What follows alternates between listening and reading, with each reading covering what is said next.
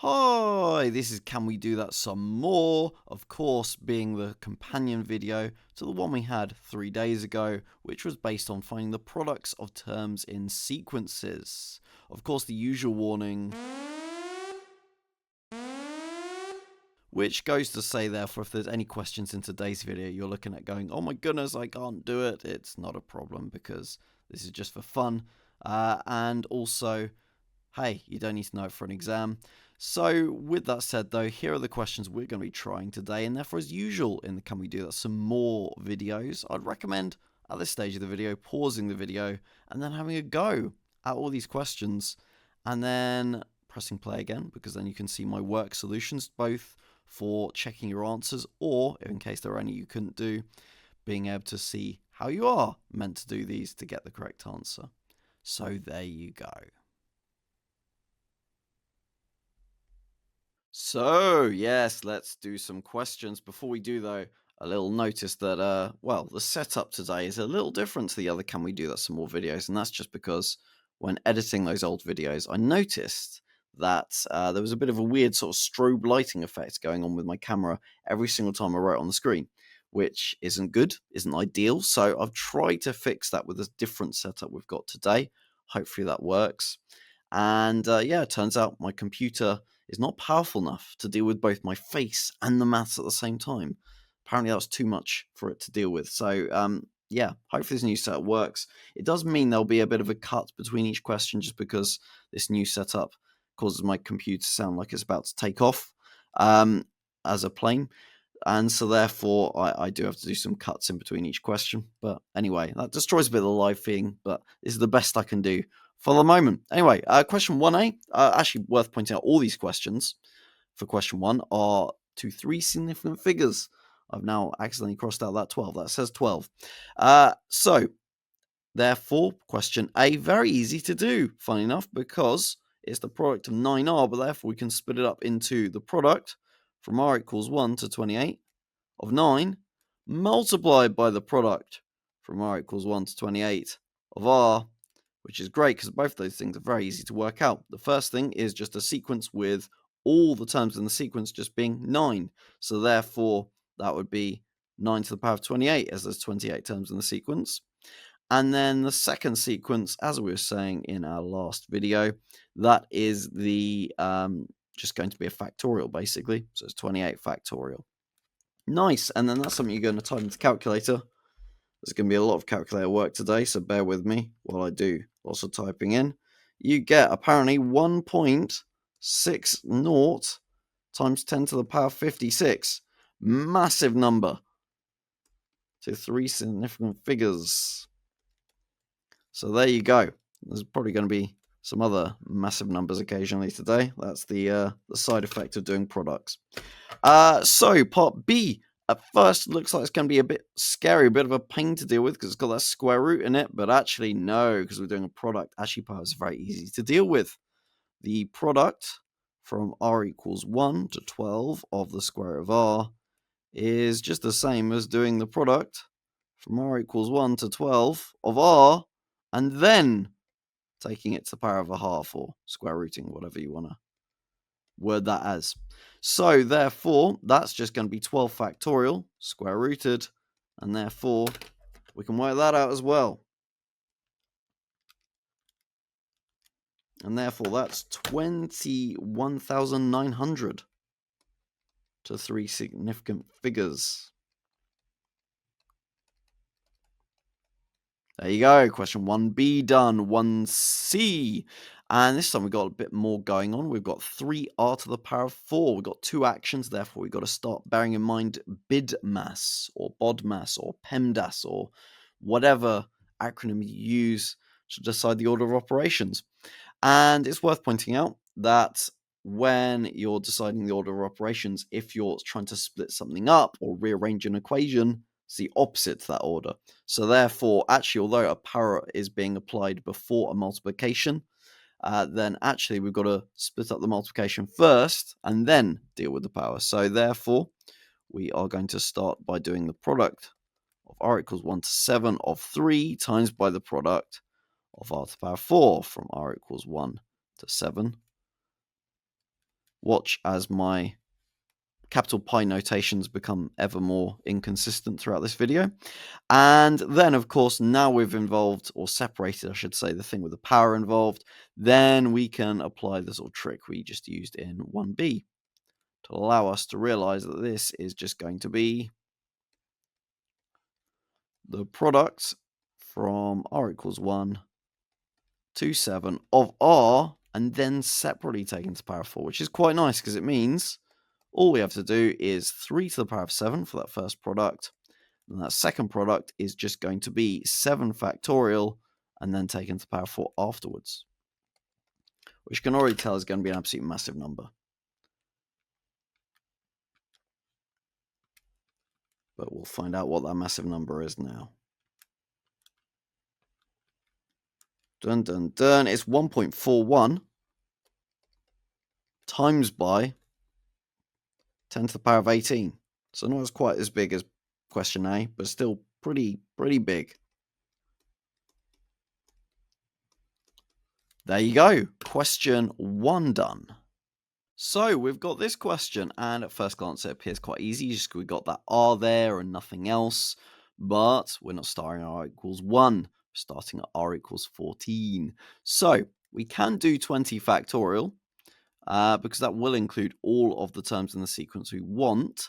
However, we want to start at 14, not 1. So therefore, that means we're including 1 times 2 times 3 times 4 times 5, all the way up till 13 that we don't want, because when we've got the r equals 14 on the bottom, we do want to include the 14. Common mistake people do is they'll divide by a sequence that includes that 14, but we want to keep the 14. We don't want to divide by it because it will remove it. So therefore, we divide by 13 factorial, and that will get us the correct answer. This one was actually very easy to do indeed. Very easy to do. This time we're writing the exact value though, so that means we're going to have to write the full number. So, wow, big number, 390,700,800. There you go. I put commas between things. I'm aware that other countries don't put those commas there. They do something else. So anyway, there you go. Big number. B. Find the exact value of this one. Ooh, so these are the ones where as soon as a plus gets involved, we start to use some of the little special tricks we were looking at in the previous video. And one like this, because this number is a multiple of this number, we can use the substitution trick, because I can realize I can first factorize it to realize it's 5 lots of r plus 3. And therefore, then I can say if u equals r plus 3, then this is going to be the same. Oh, by the way, something else you could choose to do that I didn't really do in the last video is you could choose to factorize the 5 out before you begin. So you could choose to factorize the 5, then have a separate one over here of 6 of r plus 3. So if you want to do that, that's fine. Then you could do the substitution, but only on the product that actually requires the substitution. So therefore, this would be of just u, but then it would be from r equals 4 to 9. There you go. That's good, because then we can work that out very easily. The first thing is just going to be 5 to the power of 6. And that's kind of why maybe it is a better idea to separate that coefficient of 5 out the front before you do the substitution, because then it's a sequence still involving r equals 1, so it's a bit easier to count the number of terms to decide what the power is going to be. But anyway, personal preference, it doesn't matter. As long as you get the correct answer, whatever method you used, as long as it's a correct method and you haven't got there by luck, it's fine.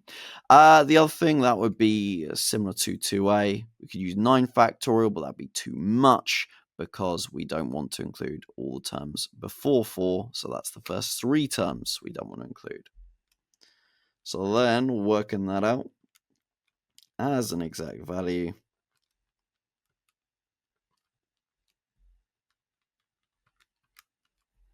that's going to be, wow, another massive number, 945 million. 945. 3 zeros. 3 zeros. There you go. Massive number.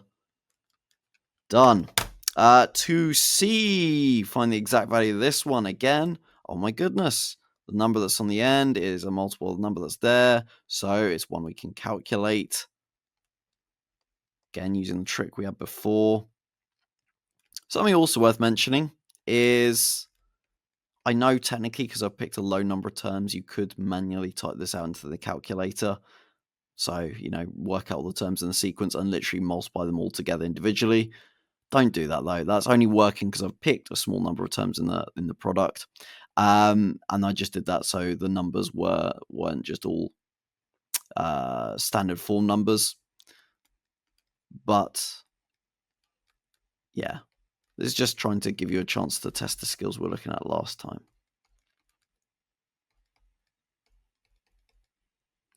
So, splitting it up, I've done that. Then we can do the substitution. If I'm going to use a different letter this time, let a equal r minus 7.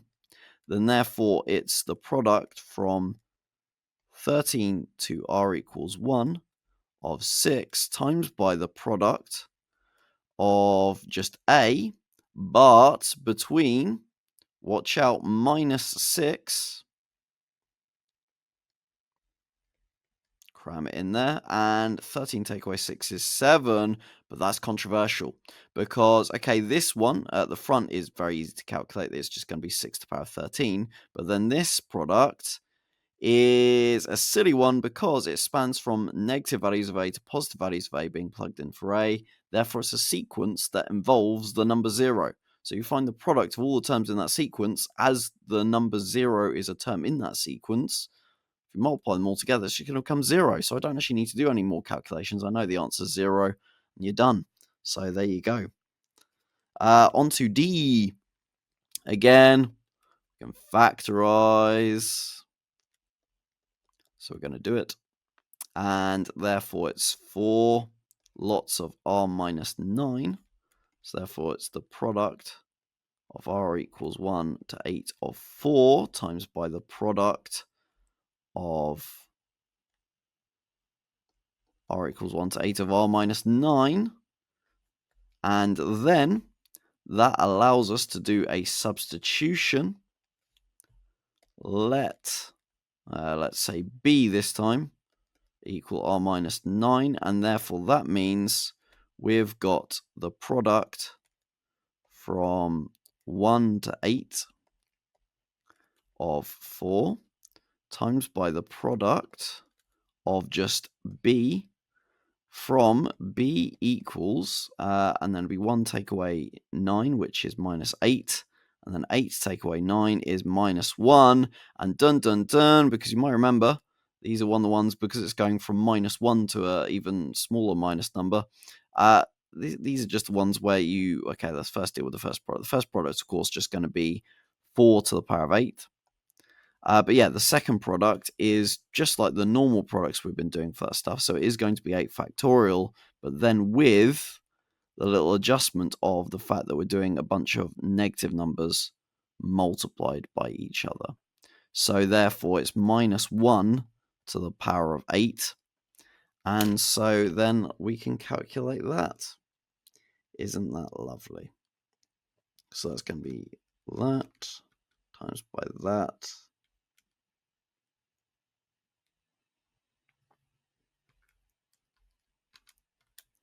Of course, I have bothered to put the brackets around the minus 1 because that is important on calculators. Common error if people make silly mistakes. Oh my goodness, this is dreadful. Me writing out this. There you go. So that's the number you'll get. So that's 2,642,411,520. Blimey. That's a big number. There you go. So that's question 2 done. On to question 3. Worth pointing out, of course, this at first looks like 2b, 2c, and 2d because we've got that minus sign there. But you will probably notice that this number is not a multiple of this number. So therefore, it's the one that requires the other trick we looked at in the previous video, which was this idea that you can realize if it is a sequence of all the consecutive odd numbers, it's got to be the consecutive odd numbers, then, I mean, for instance, this is saying 1 times 3 times 5 times blah, blah, blah, blah, blah, all the way up until you get to times by 19. Therefore, the quick way of working this out would be to do 20 factorial, because that would be all the integers from 1 to 20 multiplied together. I know that goes above, but just makes, for me personally, there's loads of different ways you could do this, by the way. Just check at the end you've got the correct answer by comparing the numbers. So don't worry if you've done it a different way, like multiplying by 19 factorial. There's a different adjustment you can do with that. But with 20 factorial, I quite like that because that's 20 numbers multiplied together, and it's exactly twice as many numbers multiplied together as it should be. So therefore, we've got to deal with the extra 10 numbers we're multiplied by that we don't want to include, which happen to be the first 10 even numbers. That's therefore talking about a product of the even numbers, the first 10 of them. So therefore, we're doing that. So therefore, that is 20 factorial divided by, that would be 2 to the power of 10 times by 10 factorial. So that, in theory, should get us the correct answer.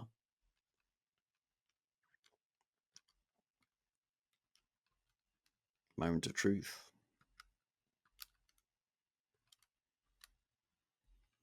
Again, massive number. So this is what you need to check against to see if your method worked, if you did something different to me.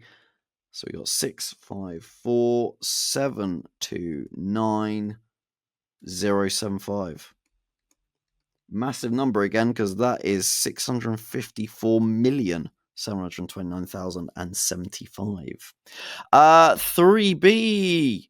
Okay, again, unfortunately, we're not going to be able to do the substitution. Again, it is odd numbers multiplied together, but there's a few different ways you could go about this.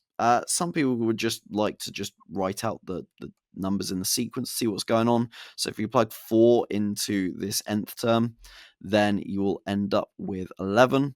So, and then you plug in 5, you get 13, blah, blah, blah. You quickly realize it's all the odd numbers being multiplied together all the way up until you get to 25.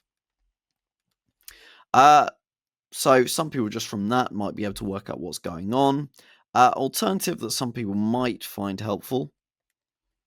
If I was doing this myself, I'd feel lazy, so I wouldn't bother doing this. But if you find this helps you, then do it. Which would be to realize you could rewrite this product as from 2r, and then we could write it as plus 4 minus 1. Because doing this will allow us to rewrite this in terms of the other question we're doing before, which, again, as I said, some people might find a bit easier to do. Up to you, though. So therefore, you could then do a substitution after doing some factorizing. Because you can realize this is secretly 2 lots of r plus 2 minus 1. Which then means if let's say v equals r plus 2. My v looks disgustingly similar to an r. That was a terrible choice of letter, but oh well. We ball. Then therefore we've got 2v minus 1 from r equals 6 to 13. So as I said, some people might find this a more helpful way of being able to visualize what's going on, because basically you've got to do what we did last time to work out what the product of the first 13 odd numbers is, and then divide it by the product of the first five product of the odd numbers, because we want to include the 6th odd number. So it basically like doing what we did in 3a twice, but with 13 odd numbers and then 6 odd numbers. So that's what we do from there. So that is going to look a bit complicated, but anyway, we will work it out. So for the first 13 odd numbers, that would be 26 factorial, and then divide by the first 13 even numbers, which would be 2 to the power of 13 times by 13 factorial. And then we can divide all of that by, as I said, the calculation for the first 5 odd numbers, which would be 10 factorial. Then realize we've got to divide by the first 5 even numbers, which would be 2 to the power 5 times by 5 factorial. There you go. And if you work all of that out, you'll end up with the correct answer eventually. There's an argument that could be made that by the time you've worked out all this, maybe it would be quicker to work it out manually. But as I said, I'm just doing this so that the final answer was something that wasn't silly in terms of standard form. Just so it was easier for you to check that you got the exact right number. So therefore we're losing a bit of the efficiency this method is meant to provide, but oh well. So 8, 3, 6, 5, 9, 8, 2, 6, 2, 5. Yes. So that as a number would be, oh blimey, again, 8,365,982,625. Wow. And so with all of that, we are done with all our questions. Hopefully you had fun doing some of those questions. On the screen right now are some links to some of my other videos, so do take a look because you might find something interesting in there.